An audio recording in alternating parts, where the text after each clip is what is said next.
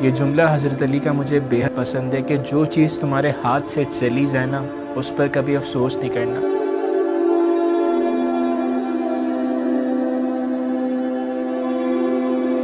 आज के दौर में अगर हम लोगों की ज़िंदगियों को उठा के देखें तो लोगों के दिल अफसोस से भरे हुए हैं। हर कोई किसी न किसी अफसोस के सहारे जी रहा है। किसी की ज़िंदगी में कुछ खो गया है तो किसी की ज़िंदगी में कोई जुदाई आ गई है। एक बात समझनी पड़ेगी कि इस कैफ़ियत के साथ हम ज़िंदगी को नहीं गुजार सकते।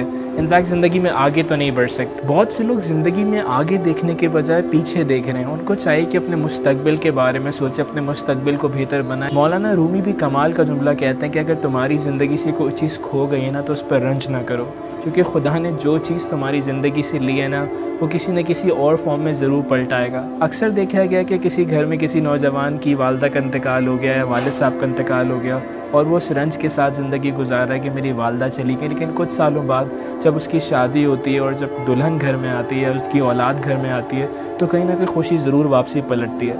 मैं समझता हूँ कि खुदा के निज़ाम में अदल है। अगर खुदा आपसे कुछ ले रहा है, वो ज़रूर किसी न किसी फॉर्म में ज़रूर आपको पलटाएगा। लेकिन बहुत से लोग अपनी ज़िंदगी में रंज और गम के सहारे जी रहे हैं। हज़रत अली भी एक और मुकाम पर कहते हैं कि मुसीबत में परेशानी एक और मुसीबत है।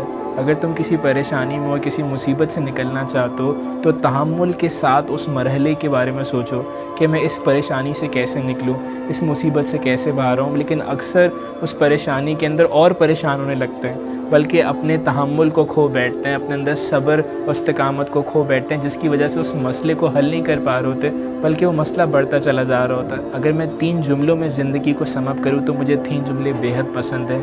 कीप योर सेल्फ लाइट, अपने आप को हमेशा हल्का रखो, अपनी ज़िंदगी में बोझ ना महसूस करो।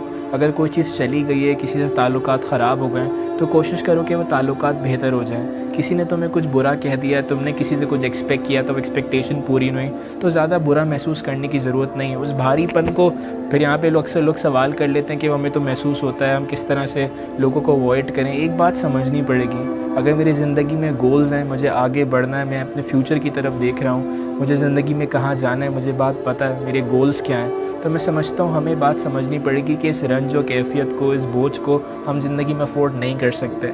अगर मुझे ज़िंदगी में अपने हदफ़ को हासिल करना है तो मुझे हल्का महसूस करना पड़ेगा, और मुझे हल्का महसूस करने के लिए मुझे ख़ुद अपने इमोशंस को कंट्रोल करना पड़ेगा।